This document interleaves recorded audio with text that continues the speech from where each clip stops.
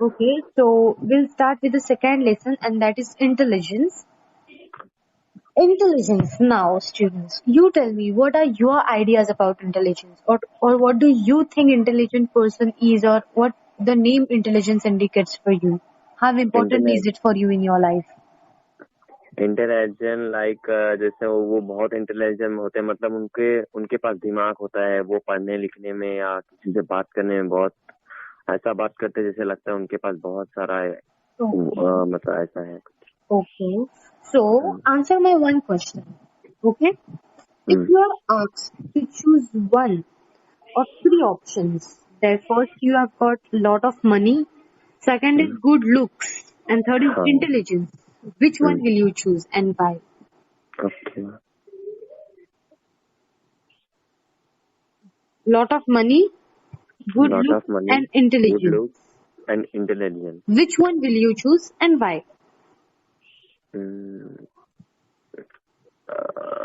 एक minute. Third intelligence. Intelligence, why? जो सबसे जो मिलो इंटेलिजेंस से भी मिल सकते हैं intelligence. Sorry, you are not audible. Intelligent रहेगा तो मनी भी मिलेगा, बाकी सब भी रहेगा, लेकिन मनी बस मिलेगा तो इंटेलिजेंट नहीं रहेगा। Okay, so intelligence is essential for getting success in examination, participating various competitions, taking decisions, getting job and money, and so on. Right. Okay. Now let us see what psychologists say about these attributes of human beings. हम लोगों का ये perspective हो गया intelligence के बारे में कि इंटेलिजेंस क्यों चाहिए, अच्छा जॉब चाहिए, अच्छा पढ़ेंगे तो अच्छा जॉब मिलेगा, अच्छा जॉब मिलेगा तो अच्छे पैसे आएंगे, राइट, गुड डिसीजंस कर पाएंगे लाइफ में, that's why intelligence is important. अभी साइकोलॉजिस्ट क्या बताते हैं इंटेलिजेंस के बारे में, हम देखते हैं। तो इंटेलिजेंस में इस लेसन में टोटल 6 टॉपिक्स है। ओके, आज मैं 3 कवर करने वाली हूँ और ये 3 छोटे छोटे ही है। तो फर्स्ट इज इंट्रोडक्शन, उसके बाद perspectives of intelligence, and then is measurement of intelligence. Okay, तो इंट्रोडक्शन में अभी देखो तो साइकोलॉजिस्ट क्या बताते हैं ह्यूमन बींग्स के बारे में, will go through it. Intelligence is a unique and the highest attribute of human species, because of which human is proved to be supreme today. Humans have achieved new horizon of progress by using the gift of intelligence. Now listen to me carefully. Animals भी है, birds भी है, बहुत बहुत सारे different तरह के living beings है, लेकिन human being are considered differently from them. Why? क्यों कंसिडर किया जाता है ह्यूमन बींग्स को डिफरेंट देन एनिमल्स एंड सब? वो भी तो लिविंग बींग्स है, हम भी लिविंग बींग्स है। We are different creation, they are different creation of course, लेकिन हम लोगों को डिफरेंट ट्रीट किया जाता है। व्हाई? एनीवन? जो भी आपके दिमाग में आता है कुछ। Because you have the decision making power, right? We have intelligence. आपका आवाज थोड़ा। Hello, am I audible? आपका आवाज थोड़ा सा रुक रहा था, ब्रेक हो रहा। Okay, अभी आ रहा है आपको? हाँ। Okay, so we have this decision making power. हम लोग उससे अलग है, क्यों? क्योंकि हम लोगों को भगवान ने इंटेलिजेंस दिया, दिमाग दिया, जो भी राइट है रॉन्ग है उसको सिलेक्ट करने का दिमाग दिया, इसीलिए हम लोग प्रोग्रेस करके आगे निकल गए इन लोगों से, राइट? हम लोगों ने प्रोग्रेस करके आगे निकल गए। हम लोगों को पता है जो राइट है रॉन्ग है, पैसे कैसे कमाने हैं, कैसे रहना है, लाइफस्टाइल कैसे। इन लोगों के पास दिमाग नहीं है।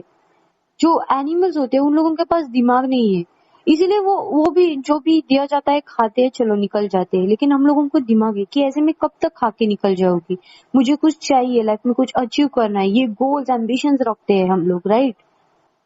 इसीलिए हम लोगों के पास दिमाग है, इसीलिए हम लोग डिफरेंट है। तो यही बताया यहाँ पे। अभी ना यहाँ C, reading the following sentences and decide whether the given sentence are the facts or just beliefs about intelligence. Intelligence is something that is inborn. Students who are intelligent can get good marks in examination. Students who do not get good marks in examination are less intelligent than people who are intelligent are very smart. And intelligence can impress anyone by their talks, right? If you Yes. are intelligent enough, then you can impress people by your talks, right? अगर आपके पास दिमाग तो नहीं होगा, कुछ बात करने के कुछ ये नहीं होगा, तो आप कैसे इम्प्रेस करोगे लोगों को? और हम लोग डिफरेंट क्यों है? Because every individual is different. आपका इंटेलिजेंस लेवल मेरे इंटेलिजेंस लेवल से डिफरेंट है. संजीव का इंटेलिजेंस लेवल संदीप के इंटेलिजेंस लेवल से डिफरेंट है. सब लोगों का डिफरेंट डिफरेंट है, राइट? और ये आपके लाइफ के जो एम्स है वहां तक आपको पहुंचा सकते हैं. सब लोग डॉक्टर बन सकते हैं. हेलो, हाँ, आप कुछ भी बात नहीं कर रहे हो. आपको समझ में आ रहा है? समझ में आ रहा है. कोई सब डॉक्टर नहीं बन सकते. सब डॉक्टर बन सकते हैं? नहीं बन सकते. क्यों नहीं. नहीं बन सकते? सब लोगों का इंटेलिजेंस सेम है? नहीं है. It differs, right? हाँ. हम्म. So see, what intelligence is in reality is unvalid in this chapter. Okay, intelligence means a capacity to understand the world, think rationally, and use available resources effectively when faced with challenges. आपके पास intelligence है तो आप world को, you have the capacity to understand the world, right? मैं जो भी बात कर रही हूँ वो आपको ठीक से समझ में आ रहा है. क्यों? क्योंकि आपके पास दिमाग है जो आपको सिग्नल कर रहा है कि ये बता रही है, आप किसी चीज को रिलेट कर रहे हो. और क्यों ये सुन रहे हो? क्योंकि आपका एम है कि आपको एग्जाम में अच्छे मार्क्स लाना है.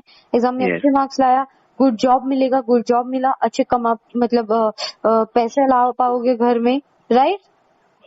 Yes. आपके पास ये क्यों कर रहे हो? अभी आपके पास दिमाग भी होता तो आप क्या करते? चलो मैं रास्ते पे जो भी खाना मिलेगा खाऊंगा, बस मेरा दिन निकल गया, हो गया. Yes. Right? So you are thinking about your future, you are thinking somewhere, you are thinking. और ये थिंकिंग प्रोसेस कहाँ से आता है? आपके इंटेलिजेंस लेवल से आता है.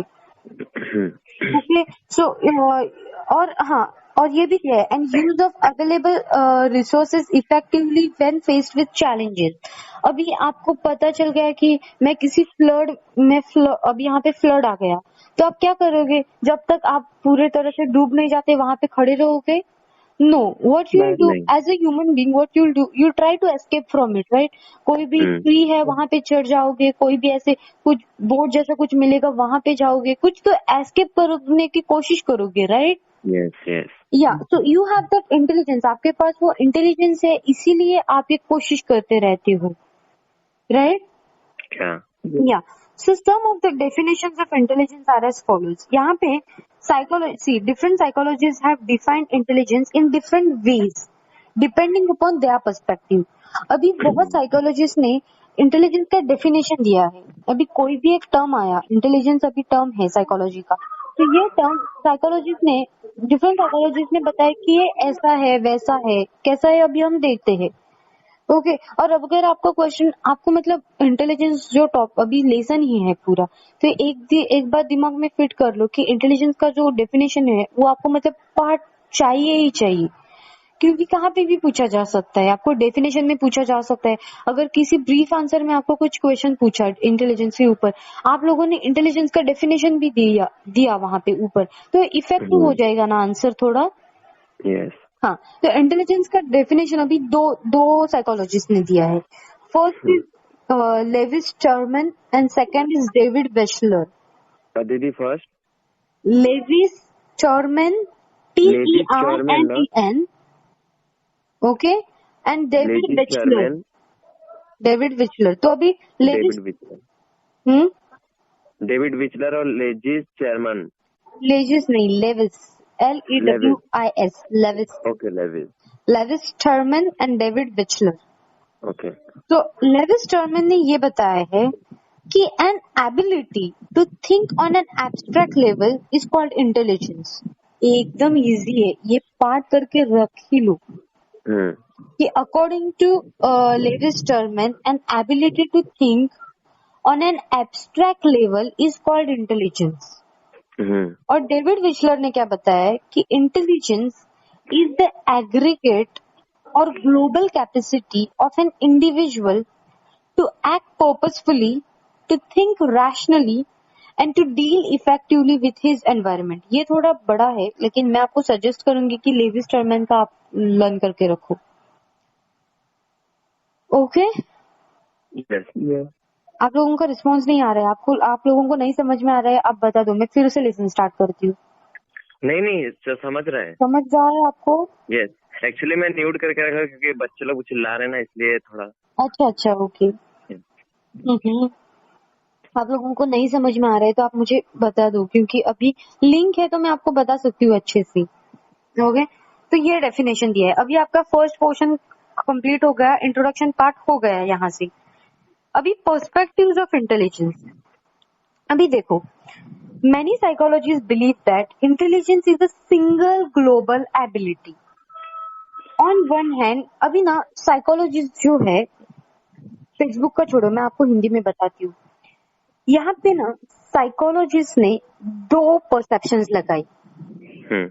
साइकोलॉजिस्ट, बहुत सारे साइकोलॉजिस्ट है, तो एक group of psychologist, there is group A of psychologist and group B of psychologist. यहाँ पे ग्रुप ए ग्रुप बी ऐसा नाम नहीं दिया है. मेरा आवाज जा रहा है ना? Yes yes yes. See, group A और ग्रुप बी. तो ना जो साइकोलॉजिस्ट के एक ग्रुप ए में जो थे, ग्रुप ए बी एग्जाम में मत लिखो क्योंकि यहाँ पे नहीं दिया है, आपके अंडरस्टैंडिंग के लिए मैं बता रही हूँ. ग्रुप ए वाले जो थे साइकोलॉजिस्ट, वो क्या बताते हैं कि इंटेलिजेंस जो है ना, वो एक सिंगल जनरल एबिलिटी है. ओके, और दूसरे साइकोलॉजिस्ट के जो ग्रुप थे ना, वो क्या बताते हैं कि intelligence as a set of multiple abilities. एक ग्रुप वाले बताते हैं कि अगर आपके पास इंटेलिजेंस है, ये जो है ना वो सिंगल एबिलिटी है, मतलब इससे आप सब कुछ कर सकते हो. और इन लोगों ने, सेकंड ग्रुप ने क्या बताया कि intelligence as a multiple abilities, मतलब इंटेलिजेंस आपको ना डिफरेंट मतलब मैं गाना गाने में अच्छी हूँ, मैं किसी भी एक्ट करने में अच्छी हूँ, तो ये लोग बताते हैं कि डिफरेंट थिंग्स के लिए आप लोगों के पास डिफरेंट इंटेलिजेंस होता है. और पहले ग्रुप वाले क्या बताते हैं कि एक ही इंटेलिजेंस होता है जो सबको मॉनिटर करता है. You getting my point? Yes yes. हाँ, सो अभी देखो, पहले में क्या बताया, intelligence as a single general ability. Psychologist who believe in the unitary notion of intelligence explain that only the functions of intelligence take different forms but basically it is the same ability. It takes different forms. ये बताते हैं कि intelligence दिमाग में है, it take different form, कि मैं drawing कर सकती हूँ, मैं गाना गा सकती हूँ, मैं गिटार बजा सकती हूँ. It take different form but it is a single thing. Okay, और इसको किस कौन से साइकोलॉजिस्ट ने एग्री किया? Alfred Binet, Lewis Terman and David Wechsler. तीन लोगों ने बताया कि intelligence as a single general ability. Okay, अभी दूसरे कौन से टाइप से देखो, intelligence as a set of multiple abilities. अभी सेकंड ग्रुप ने क्या बताया कि इंटेलिजेंस एक नहीं है, ये डिफरेंट है. ये सब चीजों के लिए, कोई तो सिर्फ गिटार में ही अच्छा हो सकता है, कोई तो सिर्फ स्टडी में ही अच्छा हो सकता है, ऐसा इन लोगों ने बताया. तो यहाँ पे कौन से साइकोलॉजिस्ट थे कि E.L. Thorndike, Louis Thurstone, Charles Spearman. नाम बहुत डिफिकल्ट है मुझे. हार्ड है यार दीदी. प्रॉब्लम हो रहा है दीदी. ये नाम ना थोड़ा आप ऐसा ब्रेक करके बताइए, क्योंकि हमें जब रिकॉर्डिंग सुनेंगे ना तो उसमें याद हो जाएगा. So E.L. Thorndike, Louis Thurstone and Charles Sperman, Thank you, etc. came up with the notion that multiple abilities are involved in intelligence. This perspective on intelligence is explained in following table. अभी following table दिया है जहाँ पे ये जो मैंने psychologist के नाम बताए हैं, उन लोगों के नाम है वहाँ पे डिफरेंट टेबल्स में. और वहाँ पे उन लोगों ने कैसे बताया कि ये डिफरेंट है, ये बताया है. ओके, यहाँ पे 1, 2, 3, 4 and 5 टेबल्स है टोटल. और 5 टेबल में सब साइकोलॉजिस्ट के नाम दिए हैं.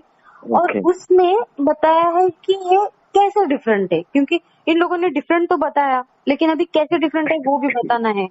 तो सब साइकोलॉजिस्ट अपने हिसाब से बताते हैं कि ये ऐसे डिफरेंट है, कोई बताते हैं ये ऐसे डिफरेंट है. तो देखते हैं इसको आगे।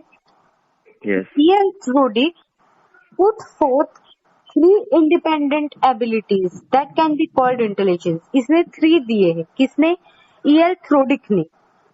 पहला है abstract intelligence, then is social intelligence, social. and then is concrete intelligence. बस इतना ही दिया है इसके बारे में। थर्ड कौन सा दीदी? Concrete intelligence. Concrete. Okay Okay, I'm repeating again for you. E.L. Okay. Rodick puts forth 3 independent variables. Okay, first is abstract intelligence, then is social intelligence social and concrete. and concrete intelligence. Okay, एक हो Yeah. गया, एक psychologist हो गया, 5 में से एक हो गया। अभी second, Louis Thurstone. Louis Thurstone. Yes, THURSTON, stone. Thurstone, हाँ। ओके, वेट, हाँ मैं पानी पी के 1 मिनट। ओके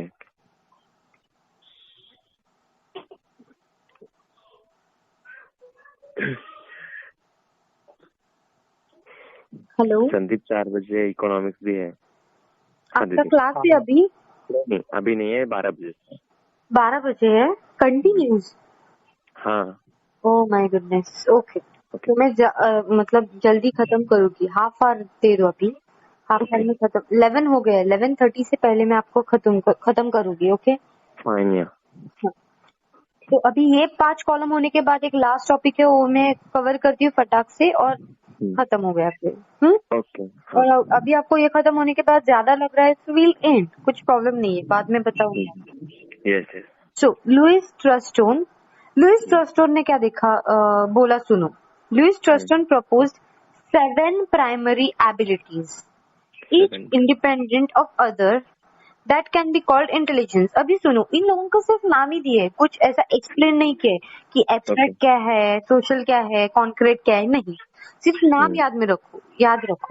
ओके, तो 7 क्या है देखो, verbal comprehension, word fluency, number facility, spatial visualisation, associative memory, perpetual speed, and 7th is reasoning. Okay, ये हमें पूरा याद करके रखना पड़ेगा ना? ये याद करना पड़ेगा, इसको कुछ ऑप्शन ही नहीं है, मतलब ओके, ये करना पड़ेगा आपको। ओके, इतना एफर्ट्स डालो आप आपकी साइड से अभी।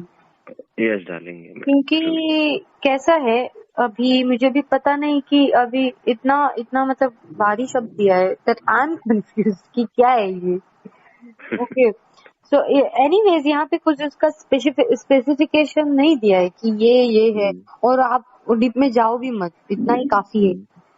यस ओके, सो लुइस ट्रस्टोन ने कितना दिया है? 7 दिया है। मैं आपको फिर से रिपीट करती हूँ। Verbal comprehension, word fluency, third is number facility, fourth is spatial visualisation, fifth is associative memory, sixth is perpetual speed, and 7th is reasoning. Okay. Now, third person is Charles Berman. Charles Berman. Yes. Okay. Do you want to spell? No. So okay. So with the help of statistical method called factor analysis, separated and identified 2 different factors of intelligence. First is general factor, and second is specific factor. Specific. दो ही है। Okay दीदी, specific या पेसिफी? Wait, specific. Okay, P.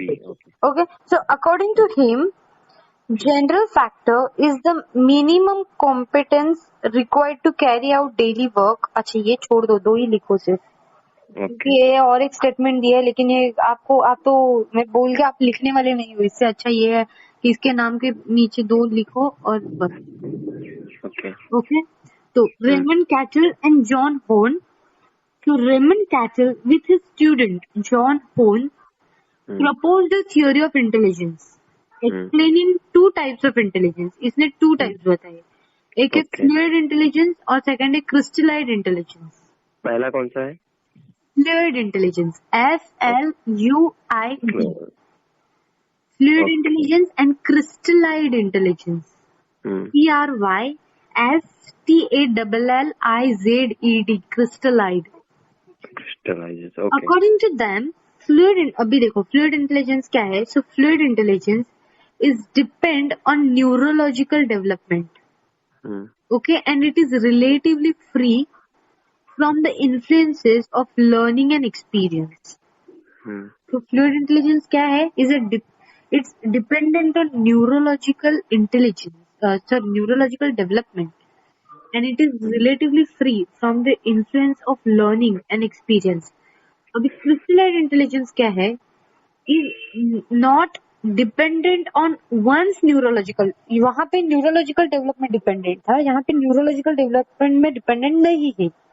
And it is a function of one's educational attainment. यहाँ पे educational attainment, acquiring experiences and stock of knowledge. Hmm. Okay? And Yes. last one is Howard Gardner.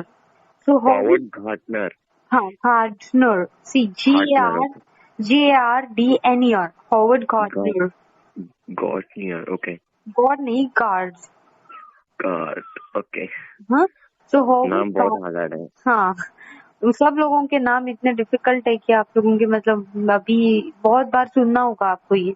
हाँ. Yes. So Howard Gardner, in this theory of multiple intelligence, asserted that there are 9 independent types of intelligence that grow and develop differently in different people depending on individuals' characteristics on environmental experiences. इसने क्या बताया कि different persons है, उन लोगों के पास different types of दिमाग है. ओके, सब लोगों के पास अपना अपना डिफरेंट टाइप ऑफ इंटेलिजेंस है. तो ये इसने ना 9 टाइप्स में डिस्टिंग्विश किया है. First is linguistic intelligence, then is logical mathematical intelligence, then is spatial intelligence, then is musical intelligence, then is bodical kinesthetic intelligence, then is interpersonal intelligence, then is intrapersonal intelligence, and 8th one is naturalistic intelligence, and last one is existential intelligence. Okay. तो ये मैं helpless हूँ कि मैं आपको कैसे बता सकती हूँ, ये तो आपको पार्ट ही करना पड़ेगा. Yes. Yes. राइट. तो सिर्फ मैं आपको एक बार रिवाइज करती हूँ कि E.L. थ्रोडिक ने 3 बताए हैं. First is abstract intelligence, then is social, and third is concrete. हाँ. लुइस थ्रस्टोन ने 7 बताए हैं. Verbal, word fluency, number felicity, special visualisation, associative memory, perceptual speed and reasoning. Charles Spearman ने 2 बताए हैं, general factor, specific factor. Raymond Cattell and John Horn ने 2 बताए हैं, फ्लूइड इंटेलिजेंस, क्रिस्टलाइड इंटेलिजेंस. और हॉवर्ड गार्डनर ने 9 बताए हैं. First is linguistic intelligence, logical mathematical intelligence, special intelligence, musical intelligence, bodily kinesthetic intelligence. Body का क्या है दीदी पूरा? Bodily kinesthetic intelligence, intrapersonal intelligence, interpersonal intelligence, naturalistic intelligence and existential intelligence. Okay, तो ये टॉपिक खत्म हो गया यहाँ पे. पर्सपेक्टिव्स में हमने देखा कि साइकोलॉजिस्ट के कैसे 2 ग्रुप्स है. एक ग्रुप क्या बताता है, दूसरा ग्रुप क्या बताता है. एक ग्रुप का तो बहुत इजी है क्योंकि उन लोगों ने बताया कि इंटेलिजेंस एक सिंगल एंटिटी है. Intelligence as a single general ability. 3 psychologist ने उसको एग्री किया है. First is Alfred Binet, then is Lewis Terman, and third is David Wechsler. अभी सेकंड टाइप में क्या है कि intelligence as a multiple abilities. तो यहाँ पे बहुत साइकोलॉजिस्ट ने जो हम लोगों ने नाम पढ़े कि E.L. Thorndike, Louis थ्रस्टोन, Charles पर्मन etcetera, इन लोगों ने क्या किया है, ये बताया कि डिफरेंट इंटेलिजेंस. और डिफरेंट कैसे है, तो एटलीस्ट ये एक्चुअली ना बहुत कॉम्प्लिकेटेड है सब लोगों के नाम. तो जो सिंपल है मतलब ईएल थ्रोडिक ने 3 ही अभी बताए, right? Abstract intelligence, social intelligence, concrete intelligence. तो एक हाँ साइकोलॉजिस्ट हो गया। अभी हाँ लुईस ट्रस्टवर्ड ने कितने बताए? बहुत बताए, 7 बताए है। 7 में से 5 भी तो लिखो तो कुछ तो हो जाएगा एटलीस्ट। नहीं, 40, करेंगे तो याद हो जाएगा, ऐसा कुछ हाँ, नहीं। 40 परमेंट सेकंड वाला लोगे तो उसने तो सिर्फ 2 ही बताए है, हाँ। General factor and specific factor. तो ये वाला प्रॉपर लर्न करो। रेमंड हम्म कैटल और जॉन हॉर्न ने 2 ही बताए हैं, फ्लूइड इंटेलिजेंस और क्रिस्टलाइड इंटेलिजेंस। हम्म फ्लूइड इंटेलिजेंस क्या है, क्रिस्टलाइड इंटेलिजेंस क्या है बताओगे, बस हो जाएगा। हम्म ओके। और हम्म अभी लास्ट है कि मेजरमेंट्स ऑफ इंटेलिजेंस। वो 9 है। हाँ, हाँ बोलिए। अभी मेजरमेंट्स ऑफ इंटेलिजेंस मैं आपको पढ़ाती हूँ। ओके। हम्म। अभी आधा घंटा है तो मैं पढ़ा सकती हूँ आराम से। Okay. History of measurement of, अभी मेजरमेंट ऑफ इंटेलिजेंस में 2 सब टॉपिक्स है। First is history of measurement of intelligence. यहाँ पे सब इंटेलिजेंस के बारे में लोगों ने कैसे सोचना चालू किया ये बताया गया है। और उसके बाद जो टॉपिक है वो है concept related to measures of intelligence.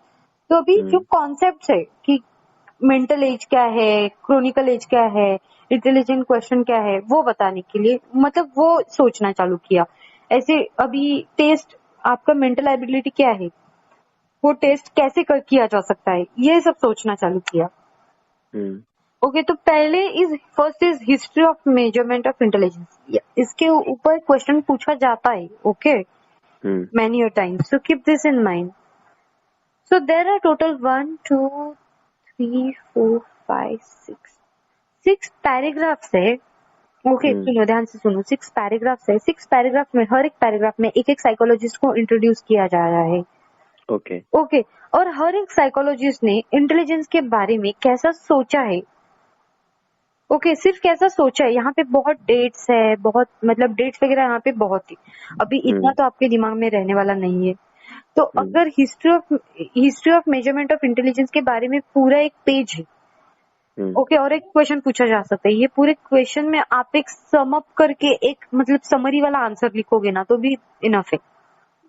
Okay. Okay, क्योंकि यहाँ पे बहुत डेट्स है, बहुत डेट्स तो इतने आपको याद नहीं रहने वाली, तो डेट्स मत लिखो। जो भी साइकोलॉजिस्ट है उसका नाम लिखो और उसके हिसाब से उसने क्या सोचा इंटेलिजेंस के बारे में वो लिखो। So starting up with the first, Paul Broca and Sir Francis Galton were among the first scientists to think about measuring intelligence.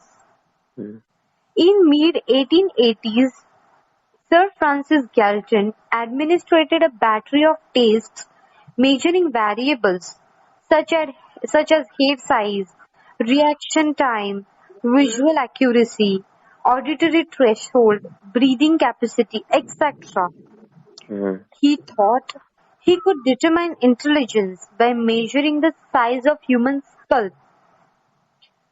He assumed that the larger the skull, the smarter the person. But Sir Francis Galton's test did not prove very useful for the measurement of intelligence. अभी सुनो, ये जो sir Francis Galton था ना, इसने क्या किया, इसके दिमाग में आया कि चलो इंटेलिजेंस तो हो गया, सबके दिमाग में डिफरेंट डिफरेंट इंटेलिजेंस है, लेकिन किसके दिमाग में कितना इंटेलिजेंस है ये कैसे टेस्ट कर सकते हैं। तो इसने क्या किया, एक ऐसा रिकॉर्ड बनाया जहाँ पे क्या कर सकते हैं कि मेरा स्कल कितना बड़ा है, कितना छोटा है, ओके, कितना रिएक्शन टाइम, विजुअल एक्यूरेसी, ये सब ना उसने काउंट करना स्टार्ट किया।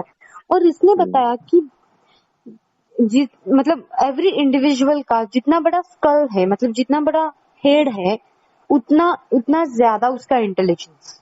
अगर हम लोग बोलते हैं ना किसी का फेस छोटा है, किसी का फेस बड़ा है, तो इसने बताया कि जो बड़ा है उन लोगों का इंटेलिजेंस ज्यादा है। लेकिन however it proved wrong. Okay, ये रॉन्ग है ना, ऑफ कोर्स, थोड़ी ना ऐसे है कि जिसका जितना बड़ा हेड है उसको उतना बड़ा दिमाग होगा। No, that's not true, right? लेकिन ये इसने कभी किया था 1880s, 18 सेंचुरी में, 1880s में इसमें ये सोचा था कि जिसका जितना बड़ा हेड उसका मतलब सी यहाँ पे कैसा दिया, ही thought he could determine intelligence by measuring the size of human school. Okay, but Sir Francis Galton test did not prove very useful for the measurement of intelligence. Okay, उसके बाद कौन आया देखो. दीदी एक मिनट. हाँ, इस पे थोड़ा मेरा इस पे क्वेश्चन है कि अच्छा मतलब कैसे क्वेश्चन आएगा और हम कैसे पॉइंट टू पॉइंट लिख देंगे इसमें. हाँ, अभी यही मैंने आपको बताया ना कि 6 टोटल पैराग्राफ्स है.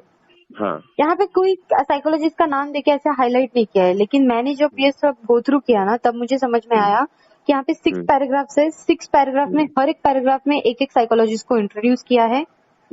ओके, एक साइकोलॉजी. अभी पहला तो हो गया. इस साइकोलॉजिस्ट ने क्या बताया, जिसका बड़ा जितना दिमाग हेड उसके अंदर उतना ज्यादा इंटेलिजेंस, जो कि सच नहीं रहा, गलत है. हाँ. ओके, तो ये एक पहला हो गया.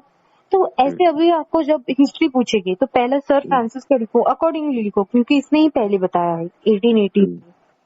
तो इसका पहला लिखो कि सर फ्रांसिस ने ऐसा बताया. तो एक पैराग्राफ दिया है, उसके अगर आप 3 लाइन भी लिखोगे तो भी आपको आपके 6 पैराग्राफ या 5 पैराग्राफ के 3-3 लाइन करके आपका पेज खत्म हो जाएगा.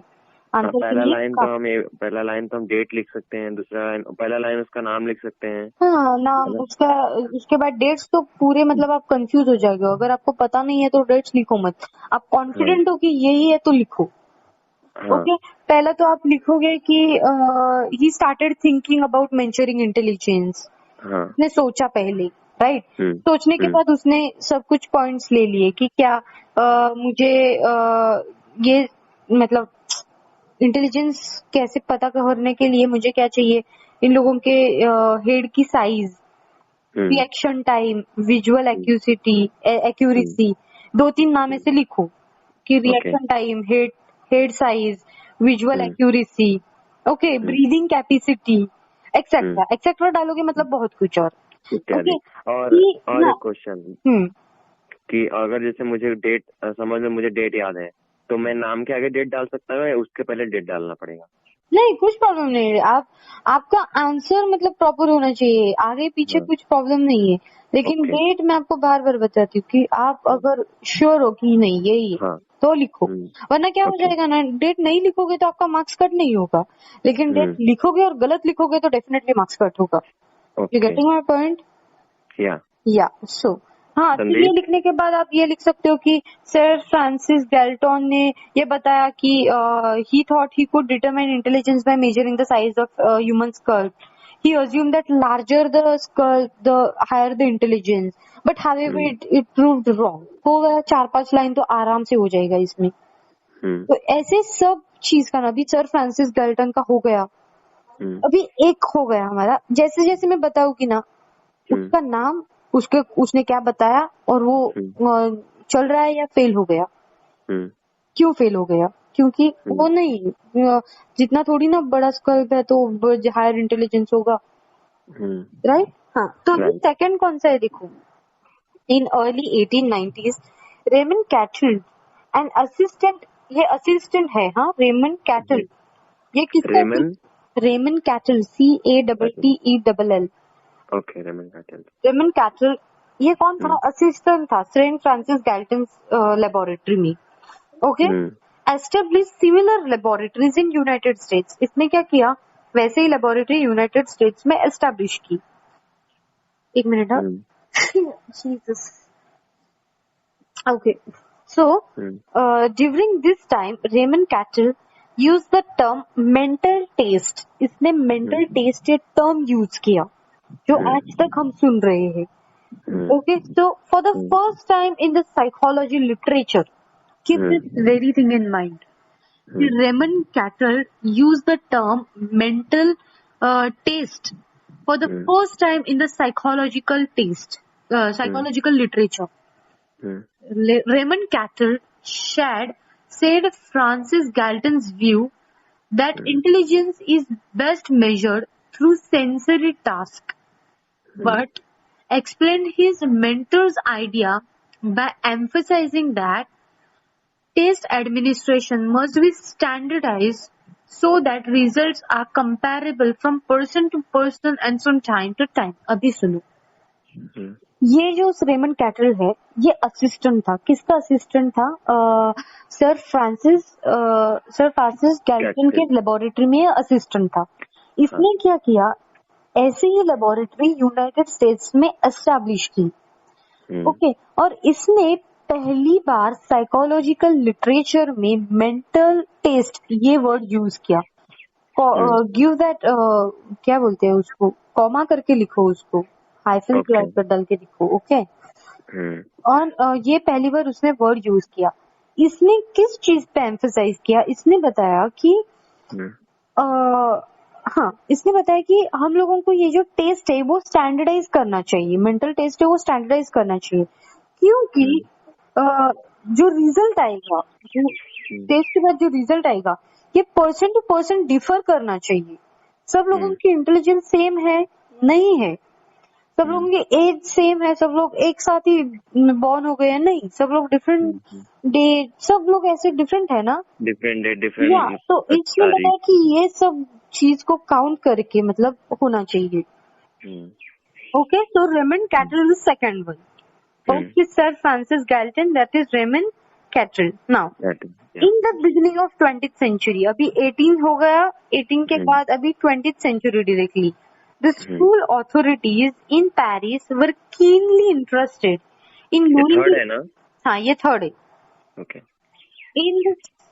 In the beginning of 20th century, the school authorities in Paris were keenly interested in knowing the reasons for repeating failure of certain students in the examination. As no medical reasons or any environmental factors were found to be associated with their failure. The result was the Burnett-Simon Intelligence Scale. In collaboration with Rod-Simon, French psychologist Alfred Bennett published the Scale of Intelligence in 1905. So, Alfred Bennett is considered as the father of intelligence test. Bennett-Simon Intelligence Scale consists of several components such as logical reasoning, finding rhyming words, and naming objects. This scale was revised in 1908 and again in 1911. Now, 20th century में क्या हुआ? School authorities जो थे Paris में, okay, तो वो लोग ना कीनली इंटरेस्टेड थे, उन लोगों को जानना था कि कई बच्चे रिपीटेडली एग्जाम में फेल होते जा रहे हैं, क्यों हो रहे हैं? उन लोगों का मेडिकल प्रॉब्लम तो नहीं है कुछ, उन लोगों का फैमिली बैकग्राउंड तो कुछ नहीं है, तो क्यों ये लोग फेल हो रहे हैं? और ये क्वेश्चन लेके ना, ये क्वेश्चन उन लोगों ने रेज किया। ओके, सो और एक कोई आंसर कंक्लूजन पे नहीं आ रही थी वो कि क्यों फेल हो रही है। अभी हम लोगों को पता है कि बार बार फेल हो रहे, तो क्या, एक तो ये हार्डवर्क नहीं करते हैं, दूसरी चीज तो इसके दिमाग में नहीं रहता है, बराबर। हम लोगों के पास प्रॉपर वैलिड रीजंस है ना, इन लोगों के पास तो ऐसा कुछ नहीं था, इसलिए ना ये लोग बहुत इंटरेस्टेड थे इस टॉपिक में। So what it did was, the result was, हाँ, तो इसके बाद इन लोगों ने टेस्ट एस्टैब्लिश की। टेस्ट का नाम क्या था? Bennett Simon intelligence scale. Repeat after me. Yes, Bennett Simon intelligence scale. हाँ, ओके, तो अभी ये नाम कैसे दिया तो सुनो। एक फ्रेंच साइकोलॉजिस्ट था जिसका नाम था थ्रोड Simon, Simon, okay, and Alfred Bennett published the first scale of intelligence test in 1905. Keep this in mind. First intelligence scale test in 1905. Repeat after me. 1905. 1905. So Alfred Bennett is considered as the father of intelligence test. Okay, Alfred Bennett is considered as the father of intelligence scale. Bennett-Simon intelligence scale consists of several components. तो इस scale में क्या था? मतलब scale is what? Scale is something that measures your intelligence. Okay, तो इसमें इन लोगों ने क्या देखा कि logical reasoning, finding rhyming words, naming objects. अभी मैं आपको बताऊंगी, एप्पल देख के बताऊंगी कि ये क्या है, तो आप फटाक से बोलोगे एप्पल है, राइट? क्यों? क्योंकि आपके पास इंटेलिजेंस है कि ऑब्जेक्ट को आप ऑब्जेक्टिफाई कर सकते हो कि ये क्या है, राइट? या कोई इंटेलिजेंट क्योंकि ऐसे दिमाग से जो पीछे है, कुछ प्रॉब्लम है बच्चों को, उन लोगों को मैं बताऊंगी तो उन लोग नहीं आंसर कर पाएंगे शायद। हाँ ओके, तो इस चीज से मुझे पता चल गया जाएगा कि ये क्या है। अभी ये एप्पल तो मैंने बहुत कॉमन एग्जांपल दिया, वैसे कोई भी ऐसे कॉम्प्लिकेटेड चीज को भी पूछते हैं। Okay, so that's how intelligence is measured. So where is intelligence being published, came into account in the year dash. what question? See, Alfred Bennett published the first scale of intelligence in dash year 1905. 1905. Okay, what is the name of the intelligence scale? क्या नाम था वो? Object जिनका भी नाम लिए थे, क्या नाम था? Bennett, बेनिस, हाँ वेनिट Bennett, Simon, Simon, intelligence scale, दोनों का नाम अल्फ्रेड बेनेट है, इसके लिए उसका सरनेम, और थ्रोड सिमोन है तो उसका surname.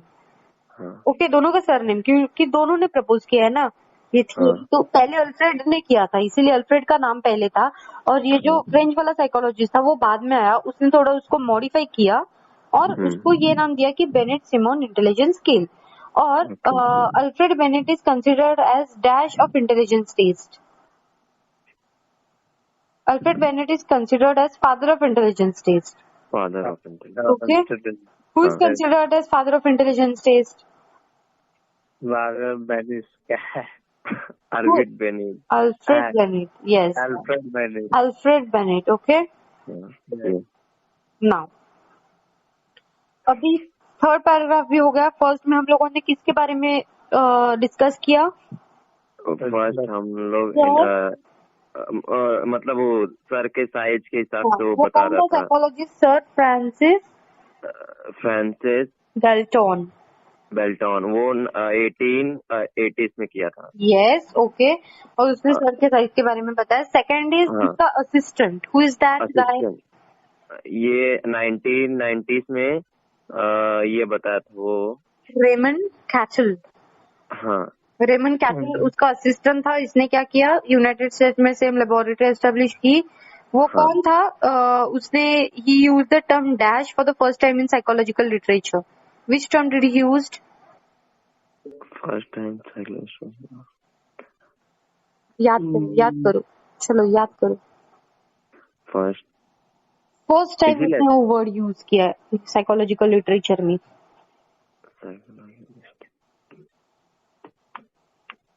Mental test.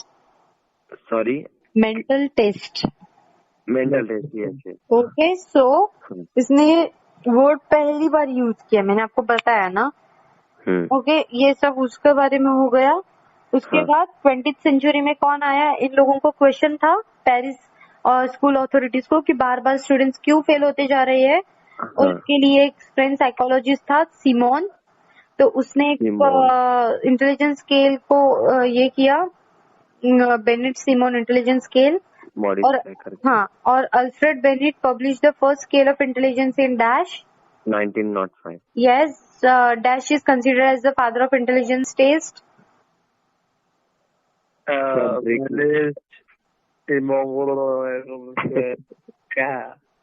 Alfred Bennett, always keep this in mind. Recording सुन के तभी याद होगा ये सब। Alfred Binet, yes, no problem. अभी मेरे साथ भी आप मतलब थोड़ा सा एक दो बार बताओगे ना तो आपके दिमाग में थोड़ा फिक्स हो जाएगा। सब लोग सब बात में करने के लिए मत रखो, बर्डन हो जाएगा बहुत। Yes. Okay, now fourth is Lewis Terman from Stanford University. Lewis Terman का तो आपने नाम सुना है पहले भी। तो Lewis Terman from Stanford University revised, इसने अभी ये रिवाइज किया Binet Simon intelligence scale in 1916। 1916 हाँ, 16 ओके 19 ओके। या ही एडेप्टेड फ्यू आइटम्स, कोई फ्यू चीजों को एडेप्ट किया, added other items, established new age norms and extended the upper age limit of the scale. इसने 2-3 चीज की। पहले तो दूसरे चीजों को एडेप्ट किया, adapted new items, added new items, और दूसरे जो है उसको भी ऐड किया। एस्टेब्लिश न्यू एज नॉर्म्स, इसने ना जो एज का जो वो स्केल था उसको एक्सटेंड किया, अपर एज लिमिट को एक्सटेंड किया। This revise test was known as Stanford Binet test. अभी इसको स्टैनफोर्ड बेनेट टेस्ट नाम दिया इसने। क्या दिया? Stanford Binet test. Okay, Binet, BINET। Bennett. Yes. Binet. So now the first world war, अभी ये पैराग्राफ भी हो गया लेविस स्टर्मन का, इतना ही है इसमें। ओके, सो लेटर ऑन दूसरे पैराग्राफ पे आते हैं अभी। See the first world war began in 1914। Later in 1917 Robert Hughes with the help of his colleagues prepared Army Alpha and Army Beta intelligence tests. These intelligence tests were used while recruiting soldiers in the army in the post-First World War period. The importance of intelligence testing increased. During the Second World War, again, while recruiting soldiers in the army, an intelligence test named Army General Classification Test was used on large scale. अभी सुनो, Robert यग्स जो है उसने उसके colleagues के साथ एक test को, इंटेलिजेंस टेस्ट को एस्टैब्लिश किया। वो क्या है? Army alpha and army beta intelligence test. अभी इसको आर्मी क्यों दिया है? क्योंकि जब वर्ल्ड वॉर चल रहा था, वर्ल्ड वॉर 1 और वर्ल्ड वॉर 2, तो जब किसी भी सोल्जर को हायर किया जाता था तो उसके इंटेलिजेंस लेवल को टेस्ट किया जाता था कि ये कितना इंटेलिजेंट है कि एनिमी से भाग जाएगा, या वॉर के लिए कितना फटाफट से स्वॉर्ड को घुमा पाएगा, या जो भी है। तो उसके इंटेलिजेंस को, तो ये वर्ल्ड वॉर 1 के लिए भी इस्तेमाल किया ये टेस्ट को, और वर्ल्ड वॉर 2 जब हुआ तब भी इसको इस्तेमाल किया, और बाद में उसको नाम दिया कि army general classification test. What? Army general classification test. Classification test किसने प्रपोज किया ये? जर्मन ने नहीं, Robert Yerkes. YERKS, Yerkes. Robert. Okay, और इसने पहले कौन सा प्रपोज किया था कि army alpha and army beta intelligence test. Okay, army alpha army beta, yes. और फर्स्ट वर्ल्ड वॉर जब होने वाली थी तब भी सोल्जर्स को इस इंटेलिजेंस टेस्ट के ऊपर से हायर किया। जब सेकेंड वर्ल्ड वॉर हुई तब भी ऐसा किया, इसीलिए बाद में इसको नाम ही दिया कि army general classification test. Okay, and it was largely used. Now अभी लास्ट वाला जो पैराग्राफ है वो है David विचलर।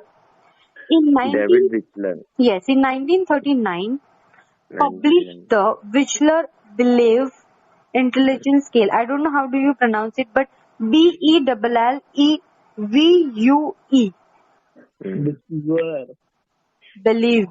Believe you. Okay, so इसने ये टेस्ट इंटेलिजेंस स्केल को प्रपोज किया, which is that Wechsler-Believe intelligence scale.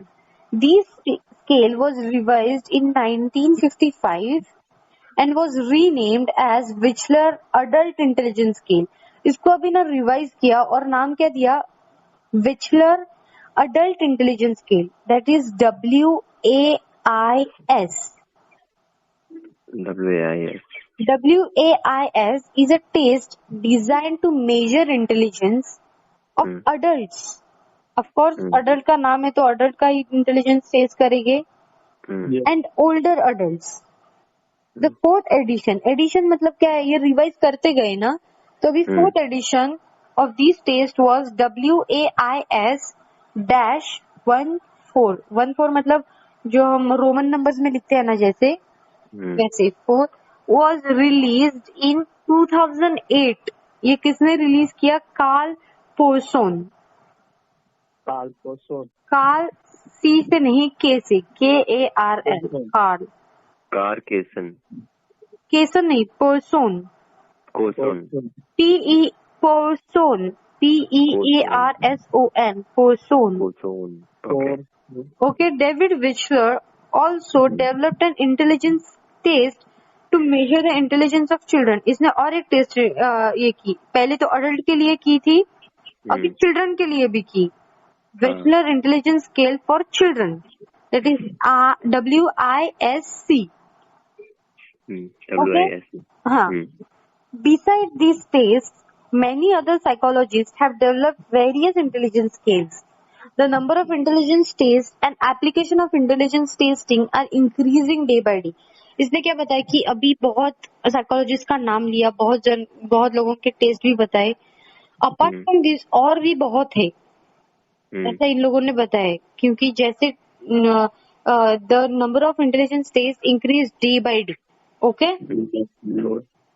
we'll just go through it because last अभी मेजर्स में और एक सब टॉपिक है, लेकिन वो मैं अभी नहीं लेने वाली क्योंकि ऑलरेडी 11:30. ओके, तो अभी वो मुझे पूरा डेट याद हो चुका है. डेट अभी इसका मुझे नाम याद करके और कौन काम किया. अभी मैंने आपको सब बताया है. 5 पैराग्राफ्स है. 5 पैराग्राफ में हिस्ट्री में क्या है सर. पहला सर फ्रांसिस गैल्टन, वो 1880s में इसने प्रपोज किया. इसने क्या क्या चीजों को ध्यान में रखा, head size, reaction time, visual accuracy, breathing capacity etcetera. उसने क्या बोला कि जिसकी जितनी दिमाग की है, ह्यूमन स्कल जितना बड़ा उसके वो उतना स्मार्ट है. लेकिन ये सब फेल गया. उसके बाद 1890 में कौन आया, रेमंड कैटल, जो सर फ्रांसिस गैल्टन लेबोरेटरी में असिस्टेंट था. उसने ऐसे ही लेबोरेटरी यूनाइटेड स्टेट्स में एस्टेब्लिश की. ओके, वो पहला ऐसा आदमी था रेमंड कैटल जिसने मेंटल टेस्ट ये साइकोलॉजी लिटरेचर में पहली बार इस्तेमाल किया. उसके बाद इसके इंटेलिजेंस टेस्ट को वो रेमंड कैटल शायद से उसने उसके मेंटर का जो आइडिया था उसको एम्फसाइज किया और बताया कि इसको और स्टैंडर्डाइज करना चाहिए, क्योंकि इसके जो टेस्ट करने के बाद जो रिजल्ट आएंगे वो पर्सन टू पर्सन डिफर करने चाहिए. ओके, ये बताया उसने. उसके बाद आया 20th सेंचुरी में क्वेश्चन राइज किया. एक साइकोलॉजी नहीं, पेरिस के एक स्कूल ने क्वेश्चन राइज किया कि हर बार हमारे बच्चे क्यों फेल हो जाते हैं. इन लोगों का कुछ मेडिकल तो प्रॉब्लम नहीं है, तो ये लोग क्यों फेल हो जाते हैं. ये क्वेश्चन को लेके ये किसके पास गए, एक फ्रेंच साइकोलॉजिस्ट के पास, सिमोन के पास. तो सिमोन ने एक अल्फ्रेड बेनेट ने, जिसने ऑलरेडी इंटेलिजेंस टेस्ट के बारे में बताया था, उसके टेस्ट को आगे लेके इसने बताया कि इंटेलिजेंस स्केल को नाम दिया कि बेनेट सेमन इंटेलिजेंस स्केल. और अल्फ्रेड बेनेट ने ऑलरेडी पब्लिश किया था एक इंटेलिजेंस स्केल. वो कब किया था, 1905 में. और Alfred Binet is considered as a father of intelligence test. और उसके बाद जो सिमोन ने टेस्ट स्केल किया उसको नाम दिया बेनेट सिमोन इंटेलिजेंस स्केल. और उसको उसमें उसने कुछ कंपोनेंट्स डाले, वो थे logical reasoning, finding rhyming words and naming objects. उसके बाद लेविस टर्मन स्टैनफोर्ड यूनिवर्सिटी का एक बंदा आ गया. उसने क्या किया, बेनेट सिमोन इंटेलिजेंस स्केल को रिवाइज किया 1916 में. और उसने he adapted few items, added other items, established new norms and extended the upper age limit of scale. Okay, then he revised test and उसके बाद उसने उस टेस्ट को रिवाइज किया और उसको नाम दिया स्टैनफोर्ड बेनेट टेस्ट. ओके, उसके बाद बताया गया नेक्स्ट में कि रॉबर्ट यॉक्स आ गया. उसने क्या किया, आर्मी अल्फा और आर्मी बीटा इंटेलिजेंस टेस्ट को एस्टेब्लिश किया. ये क्यों किया गया, क्योंकि फर्स्ट वर्ल्ड वॉर में जो सोल्जर को हायर करना था, किसी को लेना था, तो इस टेस्ट को आधार पे उन लोगों को लिया जाता था.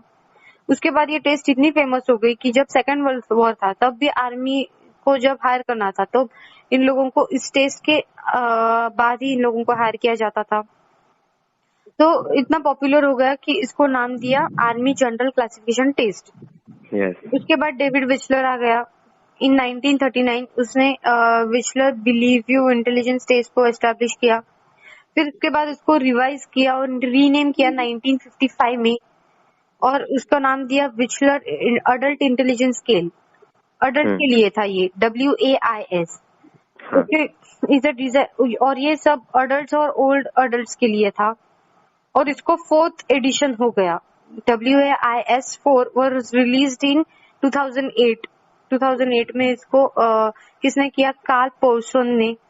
डेविड विचलर ऑल्सो डेवलप्ड, तो अभी अडल्ट के लिए तो हो गया, तो इसने चिल्ड्रंस के लिए भी किया और उसका नाम दिया Wechsler intelligence scale for students, sorry childrens, और WISC। और इसने लास्ट में बताया कि ये सब इन लोगों ने इंटेलिजेंस स्केल और बहुत साइकोलॉजिस्ट है, लेकिन इसके अलावा भी बहुत है जिन लोगों ने इंटेलिजेंस टेस्ट को बताया है। डन? Yes yes. पता चल गया इंट्रोडक्शन पार्ट से पर्सपेक्टिव, अभी ज्यादा नहीं किया है, सुनो ना, सिर्फ इंट्रोडक्शन किया है और इंट्रोडक्शन में हम लोगों ने वो लेवी स्टर्बन का डेफिनेशन किया, an ability to think on an abstract level is called intelligence. फिर भी ये चैप्टर हार्ड चालू हो गया है।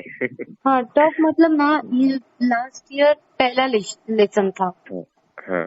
और इंटेलिजेंस में अभी कैसा है, हम लोग खुद का नहीं डाल सकते, हम लोगों को ऐसे ही अभी लिखना है जो दिया है वो। लेकिन जो मैंने आपको पढ़ाया उसमें अभी इम्पोर्टेंट यही है कि क्या मेजर ऑफ इंटेलिजेंस, जो अपनी हिस्ट्री अभी मैंने आपको बताई ना, वो ज्यादा इम्पोर्टेंट है, तो वो ठीक से करो। और उसके नीचे वाला जो है अभी कॉन्सेप्ट वगैरह जो आपको मैं नेक्स्ट लेक्चर में पढ़ाऊंगी, वो आपको मैं बहुत अच्छी तरीके से समझाऊंगी। ट्रस्ट मी ऑन दिस, क्योंकि ये आपको बहुत बार पूछा जाता है, मेंटल एज, इंटेलिजेंस मतलब IQ के बारे में। यहाँ पे मैं आपको एग्जाम्पल्स वगैरह देके सब कुछ अच्छी तरीके से पढ़ाऊंगी। और इसके बाद टेंशन मत लो, क्योंकि क्या है ना, टाइप्स ऑफ इंटेलिजेंस टेस्ट है, जो टाइप्स में आपको अच्छे से पढ़ाऊंगी, टाइप्स में मैं आपको एग्जाम्पल्स दूंगी, उसके एडवांटेजेस क्या है, डिसएडवांटेजेस क्या है, यही है सब। जो टफ पोर्शन था वो आपको मैंने आज पढ़ाया है। ओके, क्योंकि ये टफ क्यों है, क्योंकि यहाँ पे बहुत साइकोलॉजिस्ट के नाम वगैरह इन्वॉल्व, राइट? इसीलिए ये आपको, एक तो पहले साइकोलॉजिस्ट के नाम इतने डेंजर है कि वो याद नहीं रहते हैं, तो उन लोगों की टेस्ट भी ध्यान में रखना है, और वो भी रहते हैं तो उन लोगों ने क्या क्या किया है वो भी ध्यान में रखना है। ये थोड़ा डिफिकल्ट है, लेकिन क्या है, ये आप करोगे तो आपको फुल मार्क्स मिल जाएगा। Okay okay, then I will end the session for today. Have a nice day and I hope कि आपको सब कुछ समझ में आ गया होगा। नहीं समझ में आया तो आप मुझे नेक्स्ट लेक्चर में बता सकते हो कि नहीं समझ में आया, I will clarify the doubts. अभी Sanjeev, I will send you the question, पहले लेसन का जो मैंने आपको मुझे डाउट था वो मैं आपको भेजूंगी, what is meant by an experimenter. आप आपके प्रोफेसर को भेजो और उसे पूछो। Okay, yes then, thank you so much. Thank you, Didi. Have a nice day. Yes, nice talking to you. Yeah, bye.